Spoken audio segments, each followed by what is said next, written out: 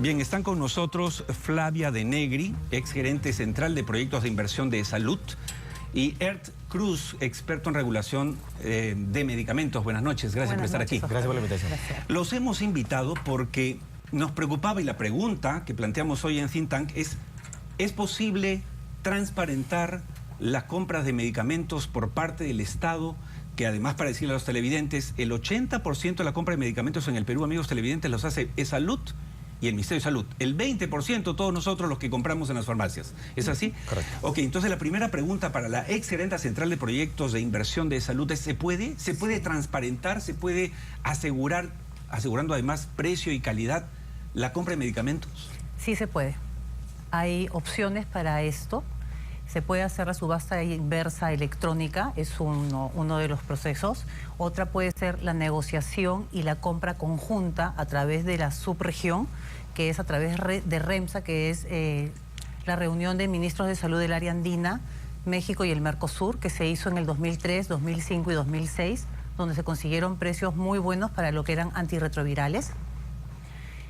Llegaron a conseguir precios que bajaron hasta el 92%, y actualmente el tratamiento para un paciente con VIH está hasta en $1.123 al año. Sí se puede hacer, Flavia, sí, porque no se hace. Lo que pasa que para hacer eso tiene que haber una regulación consensuada de los precios de los medicamentos. Como sabemos, los medicamentos en el Perú se dividen en dos partes, la parte privada y la parte pública. La parte privada tiene 11.200 boticas y farmacias a nivel nacional, de los cuales el 67% son boticas individuales de pueblo, del barrio, y el 23% son de las cadenas. Estas cadenas en sí, en su mayoría, el 67% lo tiene Incafarma y Mifarma. Y el consumo total del 89% de medicamentos los manejan estas dos farmacias. Y ellas tienen el monopolio de los precios. Como tú sabes, todas las farmacias tienen que regular sus precios y comunicárselos a DIGEMIT todos los años. Y DIGEMIT tiene que ponerlos en el Observatorio Nacional de Precios. Se ha demostrado que el 69.3% de esos precios no van de acuerdo a la realidad que se encuentran en las farmacias.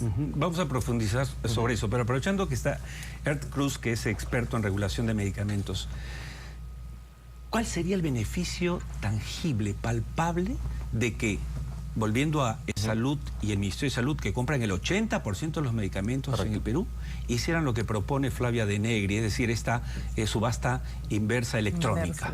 De hecho, eso es un proceso que genera mucha transparencia. Y transparentar compras de medicamentos es algo que se viene ya desarrollando en muchos países de Latinoamérica. Entonces, nosotros deberíamos adoptar esas políticas de transparencia para específicamente la información sobre el costo de los medicamentos sea mucha más clara para nosotros y en general también para el Estado, ¿no? Sin descuidar el tema de la calidad. De hecho, el Estado compra medicamentos genéricos, ¿correcto? Entonces, existen regulaciones pendientes de implementar sobre el concepto real de un medicamento genérico, ¿no? Entonces, en la medida como se transparente las compras, se va a ir alineando también el concepto de genéricos, que es un tema controversial y es un tema de mucho interés nacional. No, y además, supongo que esto solucionaría el tema del desabastecimiento. Es terrible, porque siempre están hablando de los hospitales, ¿no es cierto? El propio Salud se quedaron sin medicamentos, la gente va, y la gente que nos está viendo, de hecho, van y cualquier tipo de medicamento para cualquier tipo de enfermedad, y no hay. O sea, esa es la solución, entonces. Es parte de la solución, y eso ayuda a que el proceso sea mucho más eficiente. Es un problema complejo, pero definitivamente transparentar el proceso va a ayudar al abastecimiento de los medicamentos, ¿no? Entonces, es un tema que en la medida como ellos puedan implementar esas nuevas propuestas, todo va a fluir de manera mucho más clara. Ahora, Flavia, Salud y yo he trabajado hace años en salud. Salud no es el Ministerio de Salud. No. Ok. Pero los dos son del Estado. Sí. Ok. ¿Qué falta para que se pongan de acuerdo y paralelamente hagan lo que tú has propuesto al inicio como una solución? Y que no es que estás descubriendo la pólvora, ¿no es cierto? Se da en el mundo y se está en Chile, en Colombia, en México, etcétera. ¿Qué es lo que falta? Lo que pasa es que acá la regulación consensuada de los precios de medicina tiene que ser un trabajo en conjunto, tanto de salud, del MINSA y de las Fuerzas Armadas, que tienen el 80% de la medicina en sí. Adicional a eso, se tendría que hacer como se hizo en Brasil. Brasil tiene 16 años trabajando con una cámara que regula los precios de los medicamentos y la que pone hasta $3 millones cuando uno no respeta el precio que está dentro del petitorio o dentro del precio de venta. Ya tiene 16 años y ha hecho una comparación de 9 países a nivel mundial de los medicamentos con precios más bajos. Usa el precio más bajo poniéndole el flete, poniéndole la comercialización y los precios de impuestos y lanza al mercado ese precio en subasta inversa electrónica. ¿Qué hace el postor? Tiene que bajar ese precio. Entonces, ¿qué han logrado así? Que todos los bioequivalentes entren al mercado. Brasil tiene 200 bioequivalentes, que son los medicamentos genéricos, que le conocen como medicamentos genéricos, pero que tienen el mismo principio activo, que lo puede explicar Elder, que son iguales que los productos naturales, o sea, que los productos de origen. Hablando de esto hay un tema preocupante. Cuando los invitamos a ustedes al programa, fue, entre otras cosas, porque mañana entraba en vigencia el reglamento de la ley 29459, que se aprobó el 2009, hace 10 años, donde además entraba justamente en vigencia este reglamento con las 7 moléculas aprobadas de las 2000 que existen en el mundo, etcétera. Pero ha salido antes de ayer, el viernes, un comunicado del Ministerio de Salud diciendo que, en buena cuenta, que no va a empezar mañana. ¿Qué significa eso? Exactamente, el reglamento de la ley se dio en el 2011, ¿correcto? Sin embargo, había una parte específica sobre bioequivalencia, que es básicamente un estudio que demuestra que un medicamento genérico realmente es genérico, ¿ok? Pero ese concepto no es nuevo. Ese concepto en realidad viene desde hace 35 años en Estados Unidos con la ley Hatch-Waxman. Básicamente se lanzó esta norma específicamente para poder evidenciar que un medicamento genérico demuestre su efectividad en el cuerpo humano mediante un estudio de bioequivalencia, ¿correcto? Entonces, eso fue hace 35 años. En Latinoamérica hay muchos países que ya lo han implementado. Tenemos Chile, Colombia, México y Chile, Colombia, Argentina también. Y en la medida como que nosotros podamos implementar esta norma, vamos a estar a la vanguardia de esos países. Te cuento qué es lo que pasa en Chile. En Chile, esta norma salió en el 2005. A la fecha ya hay 191 moléculas mandatorias, obligatorias para ser bioequivalentes. Versus 7 en Versus Perú, 7 que tenemos ahora en Perú. Que se habrían aprobado en además, reglamento que iba a empezar mañana. Pero que, ojo, no va a empezar mañana. Lo que ha sacado por lo que dice el es una comunicación en la cual llama a la población y en general a la comunidad científica a poder revisar lo que se publicó el año pasado y que se demoró cerca de 10 años en publicar. Es absurdo. Es absurdo. Entonces, ¿qué pasó en Chile? El Ministerio de Salud tomó la vanguardia en la comunicación. ¿Quién va a opinar a partir de mañana que no haya opinado en el último año? O sea, para mí, por lo menos, y por supuesto, las puertas abiertas, los teléfonos también de este programa al Ministerio de Salud, a DGMIT, para que aclaren, porque realmente es preocupante que a 2 días de empezar a aplicarse este reglamento, donde, ojo, tenemos aprobadas 7 moléculas versus las 2000 que existen en el mundo, versus las 181 moléculas de Chile y 92 de Colombia.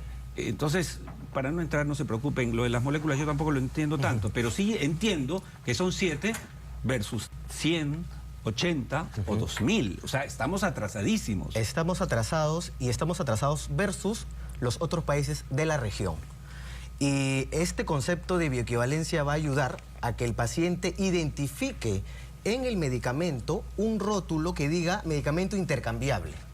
Entonces, como el octógono que ha empezado, digamos, correcto, para graficarlo de alguna manera. Entonces, visualmente va a tener un impacto, porque el paciente va a ir idealmente a una farmacia y va a tener la libertad de saber que ese medicamento que tiene el rótulo de intercambiable ha demostrado mediante un estudio que realmente cumple con las especificaciones en términos de efecto, versus lo que puede encontrar en la farmacia, ¿no? Entonces, es un tema muy importante y en la medida de que la norma se implemente, vamos a tener las cosas mucho más claras en términos de medicamentos. Definitivamente aquí en Caricello vamos a llamar, si no nos llama, vamos a llamar al Ministerio de Salud y vamos a llamar a Digemit para que nos expliquen exactamente qué han querido hacer con este comunicado de hace pocas horas, ¿no? A 2 días antes de que empiece empezamos ya a caminar, ¿no? Un poco lejos, pero detrás de Chile, de Colombia, de México. Y entonces estamos prolongando algo que ya se prolongó durante 10 años desde la norma. Volviendo al tema, antes que nos gane el tiempo, Flavia, ¿podríamos concluir entonces que, en base a tu experiencia, además, nada menos que como ex gerente central de proyectos de inversión de salud, se puede, y gerente además de administración de la Almenara, se puede hacer estas compras de medicamentos como Dios manda? Es decir, ¿por qué tenemos que seguir haciendo compras chiquitas y al final terminan vendiéndonos los hindúes, los chinos? ¿Se puede entonces? Sí se puede. Lo que pasa es que los términos de referencia para las compras de medicamentos a veces están no direccionadas, sería la palabra, sino están un poco sesgadas. Entonces, al haber estos remedios bioequivalentes, va a haber como que más campo para que puedan participar los laboratorios. A los laboratorios no les interesa participar porque cada que participa y se cae una convocatoria, queda desierta y la plata es derivada a los hospitales para que hagan la compra directa. Entonces se paga y se hace... No lo vas a decir tú, pero lo puedo decir yo. Compra directa, como las emergencias en las construcciones, son caldo de cultivo para actos no necesariamente muy honestos. Entonces la idea, al poder transparentar los procesos con la subasta inversa electrónica, no hay modo de... Y eso va en la línea del gobierno de Martín Vizcarra, entiendo, ¿no es cierto? La transparencia. Muy bien. Creo que quedó claro. Sí, claro, podemos hablar horas del tema. ¿Tú tenías algo más que decir? Sí, o sea, Salud sacó una resolución, la 121, para la compra excepcional. Es compra al extranjero. Al extranjero. Pero en pocas palabras, ¿qué significa eso? Es comprar a través de organismos internacionales, pero han habido casos que también salieron en el Times en algún momento, donde los organismos internacionales compran por precio para darlo más barato, pero no necesariamente que sea de buena calidad. Entonces, si van a comprar al extranjero, deberían estar bien regulados y deberían estar las normas bien plasmadas para que OSI Digemit pueda poner unos términos claros a la hora de la contratación y la compra. Es simplemente trasladar el problema afuera, pero sin la seguridad que podría dar la subasta inversa electrónica. Y eso, de hecho, va en contra de una transparencia, que es lo que buscamos. Señores, muchas gracias. Como siempre, el tiempo tirano en televisión. Nos vamos a la pausa rápidamente y volvemos con el ex Contralor General de la República, Fuad Curi, que promete ser muy crítico. Volvemos.